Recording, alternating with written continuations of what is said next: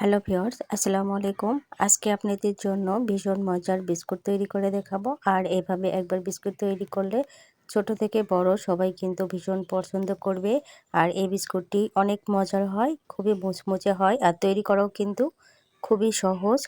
তো বিস্কুট বানানোর জন্য প্রথমে আমি বিস্কুটের ডো বানিয়ে নিচ্ছি। এখানে আমি একটা মিক্সিং বলে নিয়ে নিচ্ছি স্বাভাবিক তাপমাত্রায় থাকা একটা ডিম, 1 চা চামচ পরিমাণ দিয়ে দিচ্ছি ভ্যানিলা এসেন্স, সামান্য পরিমাণ দিয়ে দিলাম লবণ।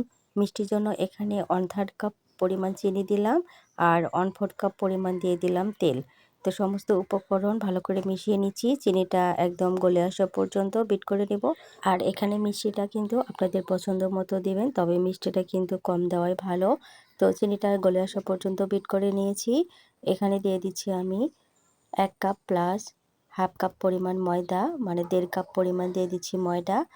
আর 1 টেবিল চামচ পরিমাণ দিয়ে দিলাম গুঁড়া দুধ, হাফ চা চামচ পরিমাণ দিয়ে দিলাম বেকিং পাউডার। তো সমস্ত উপকরণ আমি ভালো করে মিশিয়ে নিচ্ছি। মিশিয়ে নিয়ে আমি একটা ডো বানিয়ে নেব। আর এখানে কিন্তু ময়দার পরিমাণটা আপনাদের কম বেশি লাগতে পারে। তো এখানে আমার 1.5 কাপ পরিমাণ ময়দা লেগেছে।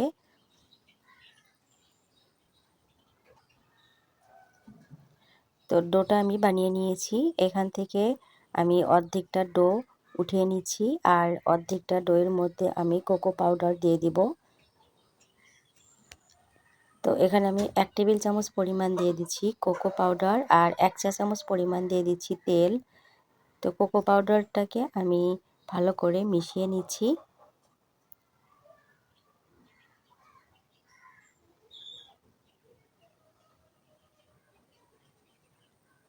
তো কোকো পাউডার আমি দইয়ের সাথে ভালো করে মিশিয়ে নিয়েছি। আর এই ডোটাকে আমি এখন ছোট ছোট করে বল তৈরি করে নেব। তো এখান থেকে আমি ছোট ছোট করে গোল গোল করে বল তৈরি করে নিচ্ছি। আপনারা কিন্তু বিস্কুট যেরকম ছোট বড় বা যেরকম পছন্দ সেই হিসেবে কিন্তু এই বলগুলো বানিয়ে নেবেন। তো আমি খুব বেশি কিন্তু বড় করিনি।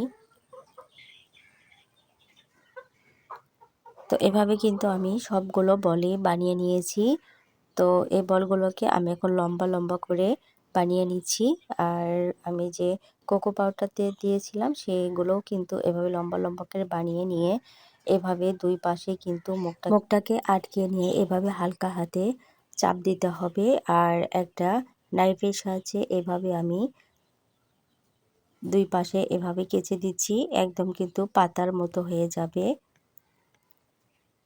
তো দেখতে পাচ্ছেন আমি কিন্তু একটা বানিয়ে নিয়েছি। আর যেখানে আমি বেক করব সেই ট্রেতে আমি নিয়ে নিলাম। আর এভাবে আমি সবগুলো কিন্তু বিস্কুটগুলো বানিয়ে নিচ্ছি। প্রথমে লম্বা লম্বা করে বানিয়ে নিতে হবে, তারপরে এভাবে দুই পাশে আটকে দিয়ে হালকা হাতে প্রেস করে একটা নাইফের সাহায্যে এভাবে পাতা বানিয়ে নিতে হবে। তো আমি আপনাদেরকে আরেকটা দেখিয়ে দিচ্ছি।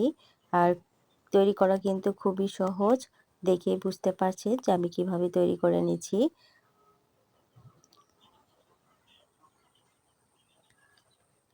তো সবগুলো কিন্তু বিস্কুট আমি এভাবে বানিয়ে নিয়েছি।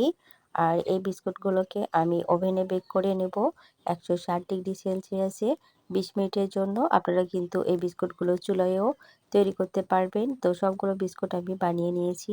আর বিস্কুটটা কতটা পারফেক্ট হয়েছে দেখেই বুঝতে পারছেন।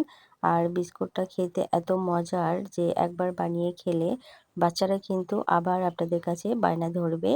তো সবগুলো বিস্কুট আমি একটা সার্ভিং প্লেটে নিয়ে নিচ্ছি। তো এভাবে একবার অবশ্যই ট্রাই করবেন, দেখবেন ছোট থেকে বড় সবাই কিন্তু ভীষণ পছন্দ করবে। আর এই বিস্কুটটি চায়ের সাথে বা সকালের নাস্তায় খেতে অসম্ভব মজার হয়। আর বিস্কুটগুলো দেখতে কতটা লোভনীয় লাগছে দেখেই বুঝতে পারছেন। তো এই বিস্কুটটা কতটা মুচমুচে হয়েছে আপনাদেরকে আমি দেখিয়ে দিচ্ছি। আর এভাবে একবার বিস্কুট বানিয়ে 1 সপ্তাহ পর্যন্ত সংরক্ষণ করে রেখে দিতে পারবেন একটা এয়ারটাইট বক্সে। তো বিস্কুটটা কতটা মুচমুচে হয়েছে দেখেই বুঝতে পারছেন।